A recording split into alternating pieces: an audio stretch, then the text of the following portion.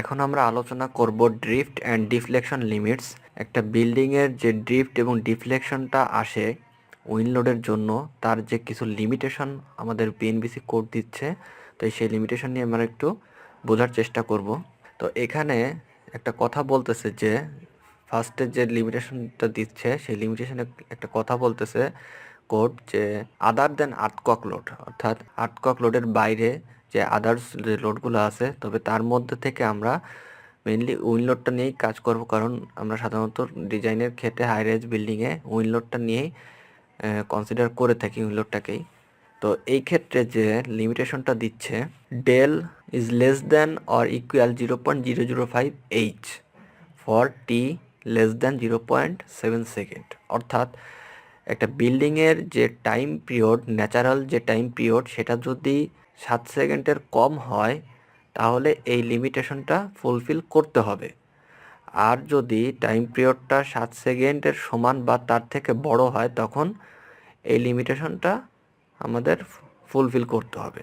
তো বেশিরভাগ ক্ষেত্রে এইটাই আসলে কভার করে, এটাই আসলে আমাদের ফেস করতে হয়। এই জিনিস, এই 7 সেকেন্ডের কম যেটা, এটা খুবই কম হয়, হয় না তা না, তবে হয়।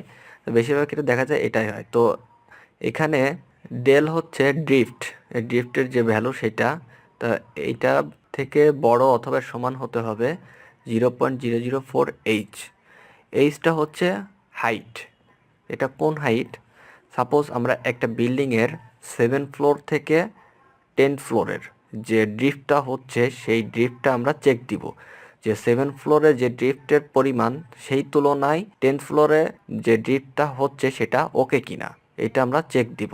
তাহলে এইখানে আমাদের ডেলের ভ্যালুটা বসাতে হবে। তো ডেলের ভ্যালু কোনটা? যে 7 ফ্লোরে যে ড্রিফটের ভ্যালুটা আমরা পাচ্ছি সেটার থেকে 10 ফ্লোরের যে ড্রিফটের ভ্যালু, তার যে ডিফারেন্স, এই ডিফারেন্সটা হচ্ছে এই ডেল। আর 0.004 H, এইচ হচ্ছে 7 থেকে 10 ফ্লোর পর্যন্ত যে হাইটটা সেইটা। তো সেইটা যদি এটার থেকে বড় হয় তাহলে ওকে, এটা আমাদেরকে খেয়াল রাখতে হবে। আরেকটা জিনিস, যে আরেকটা লিমিটেশন যেটা, সেটা হচ্ছে ফর আনরেনফোর্সড মেশনারি স্ট্রাকচার। তো এই স্ট্রাকচারের ক্ষেত্রে তখন এই ক্রাইটেরিয়াটা, এই লিমিটেশনটা ফুলফিল করতে হবে। তো এখানে আমাদের কোড আরেকটা লিমিটেশন দিচ্ছে, সেটা হচ্ছে সিওএ লিমিটেশন। তো এইটা কি?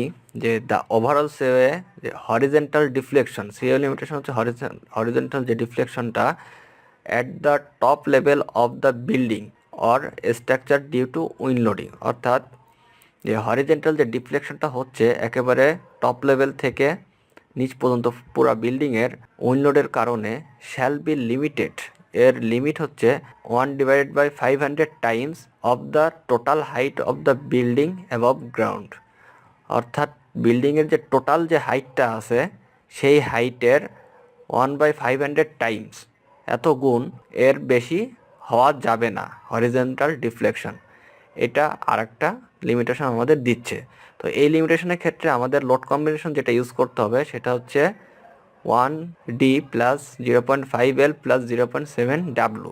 তো এখানে একটা জিনিস লক্ষ্য করি আমরা, যে উইন্ড লোডের পরিমাণটা কিন্তু কমিয়ে দেওয়া হয়েছে। এর কারণ হচ্ছে আমরা বিল্ডিংয়ের ডিজাইনের জন্য বা শেয়ার ওয়াল যেটাই বলি না কেন, ডিজাইনের ক্ষেত্রে যে পিক যে উইন্ড লোড সেটা তো আমরা নিবই, বাট আমরা যখন সার্ভিসেবিলিটিটা চেক দিব তখন আমাদের এইটা একটু কমিয়ে নিতে হবে।